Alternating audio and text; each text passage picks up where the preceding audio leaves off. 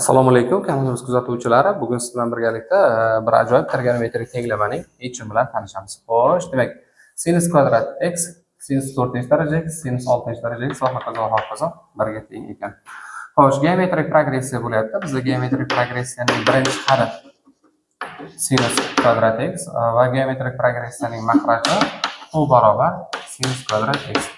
Xo'sh, demak, birinchi masala qarang. Bizda x bo'yicha geometrik progressiyamizning qonuniy moduli birdan kichkina bo'lishi kerak.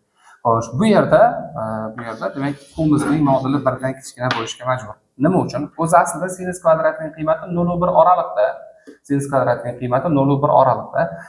Sinus kvadrat x, ya'ni sinus kvadrat x 0 ham bo'la olmaydi, 1 ham bo'la olmaydi. 0 ham bo'la olmasligi 0 lar yig'indisi 1 ga teng bo'la olmaydi, 1 bo'la olmasligi 1 lar yig'indisi 1 bo'la olmaydi. Shuning uchun demak 0 va 1 oralig'ida. Biz bemalol mana shu ifodani cheksiz kamayuvchi geometrik progressiya desak bo'lar ekan. Demak, ketdik. Xo'sh, demak, x kamayuvchi geometrik progressiyaning yig'indisi s barobar b1 taqsim 1 minus b1imiz xo'sh, b1imiz sinus kvadrat x, maxrajda demak 1 minus q'miz bu ham sinus kvadrat x barobar 1 deymiz. Sinus kvadrat x taqsim, ya'ni yig'indiga mana bunga tenglashtirdik albatta.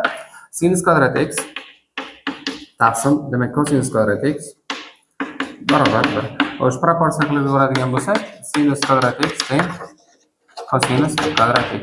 Nariga tarafga olib o'tadigan bo'lsak, demak kosinus kvadrat x minusdan sinus kvadrat x barobar 0 kelib chiqar ekan. Demak, bu albatta kosinus 2x degani, kosinus 2x barobar 0. Demak, 2x barobar kosinus qachon 0 ga teng bo'ladi? Pi taqsim 2 plus pi n da 2 ga bo'lib yuboradigan bo'lsak, x barobar pi taqsim 4 plus pi n taqsim 2 kelib chiqar ekan. Xo'sh, azizlar, mana shunaqangi qiziqarli misollarning yechimlarini o'rganmoqchi bo'lsangiz, bizning kanalimizga obuna bo'ling.